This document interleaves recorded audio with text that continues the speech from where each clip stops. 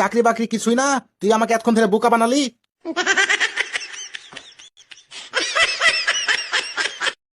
আচ্ছা স্যার, আপনি ক টাকা বেতন পান? এই আমার বেতন জেনে তোর লাভ কি রে? বলেন না স্যার, একটু শুনি। এই মনে কর 20 থেকে 25 হাজার টাকা বেতন পাই। কি বলেন স্যার, 20-25 হাজার টাকা কি বর্তমানে কোনো বেতন হলো?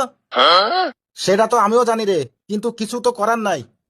অবশ্যই স্যার, কিছু করার আছে। আপনাকে আমি 50 হাজার টাকা বেতনের চাকরি দেবো। এই তুই আমার সাথে ইয়ার কি করছিস তাই না? এমন মার দিব রে, বেকা আছিস সোজা হয়ে যাবি। আমি জানি স্যার, আপনি খুব কড়া। আপনার সামনে কোনো মিথ্যা কথা বলছি না। তবে স্যার, আপনাকে আমি কয়েকটা প্রশ্ন করব।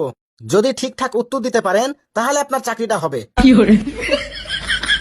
দেরি করিস না, তাড়াতাড়ি প্রশ্ন কর। এই অল্প টাকা বেতনে আমার সংসার ঠিক মতো চলছে না। আচ্ছা তাহলে বলেন তো স্যার দেখি, কার দাঁত আছে কিন্তু মুখ নাই? এই, দাঁত আছে মুখ নাই, এরকম আবার কেউ থাকতে পারে নাকি রে? আরে স্যার, থাকতে পারে বলেই তো আপনাকে প্রশ্নটা করেছি, আপনি উত্তরটা দেন।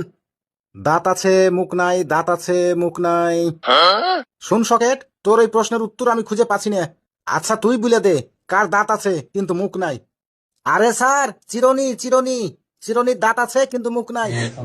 তুই ঠিকই তো বলেছিস, এটাই আমি মনে মনে ভাবছুনু, কিন্তু বলতে লেগেও বললাম না। স্যার, শুধু মনে মনে ভাবলে তো হবে না, বলতে হবে।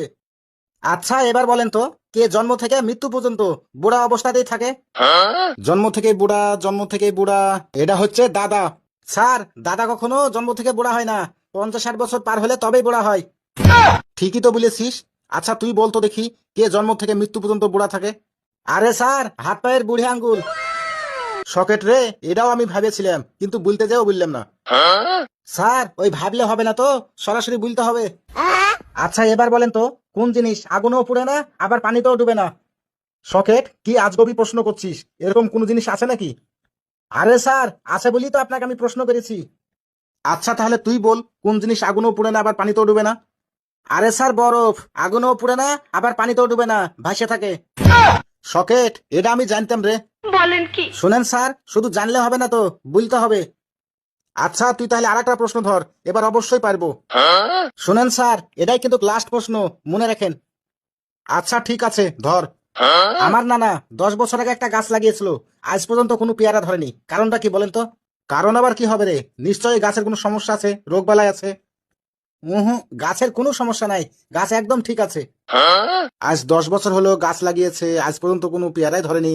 ব্যাপারটা কি হতে পারে? ভাবেন স্যার, ভাবেন, ভালো করে ভাবেন, অবশ্যই পারবেন। আর পারলেই কিন্তু 50 হাজার টাকা বেতনের চাকরি পাবেন।